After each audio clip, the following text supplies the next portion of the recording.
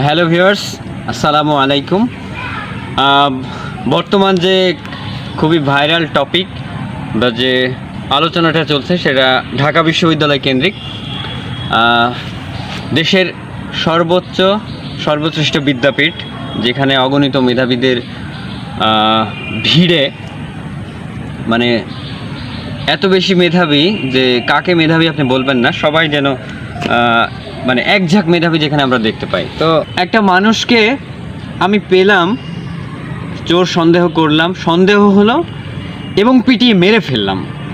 মানে এই ব্যাপারটা আসলে কেমন হলো না, যে আমার সন্দেহর বশবর্তী হয়ে আমি একজনকে ইচ্ছা হলো আর মেরে ফেললাম।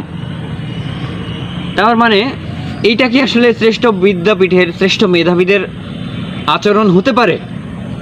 তারা কি এই ধরনের আচরণ আসলে তাদের করা উচিত না? তাদের সাথে যায়, সেখানে তো সবচেয়ে জ্ঞানীগুণী ব্যক্তি, জ্ঞানীগুণী ছেলে মেয়েরা যায়, যারা একটা ব্যাপারকে দেখলে নিশ্চয়ই তারা বিচার বিশ্লেষণ করবে। আর দেশের তো একটা আইন কানুন আছে, তাই না? যে একটা প্রবাদ বা স্লোগানের মতো প্রচলিত যে ঢাকা বিশ্ববিদ্যালয়ে আগে চান্স পেয়ে দেখা। আসলেই ঢাকা বিশ্ববিদ্যালয়ে চান্স পাওয়া খুবই কঠিন, বা যে কোনো বিশ্ববিদ্যালয়ে কিন্তু চান্স পাওয়া খুবই কঠিন, এবং কারণ সেখানে প্রচণ্ড প্রতিযোগিতা করেই চান্স পেতে হয়। তা আসলে আমাদের এই স্লোগানের জায়গায় প্রত্যেকটা বিশ্ববিদ্যালয়ে কিন্তু একটা পরিবর্তন আনা দরকার, যে আগে চান্স না, আগে আসলে মানুষ হয়ে দেখান। আমাদের আসলে সবার মানবিক এবং মানুষ হতে হবে, এই স্লোগানটা বেশি বেশি প্রচার চালানো উচিত। আমরা অনেকেই বিভিন্ন বিশ্ববিদ্যালয়ে পড়াশোনার পর ঢাবি জাবি রাবি অমুক তমুক কত কি বলি, বা এই যে একটা অহংকার, গর্বের এবং হচ্ছে যে নিজেকে প্রায়োরিটি দিয়ে একটা অভিজাত অবস্থা ক্রিয়েট করা, এইটা কিন্তু মানে সাধারণ মানুষের সাথে এক ধরনের প্রতারণা।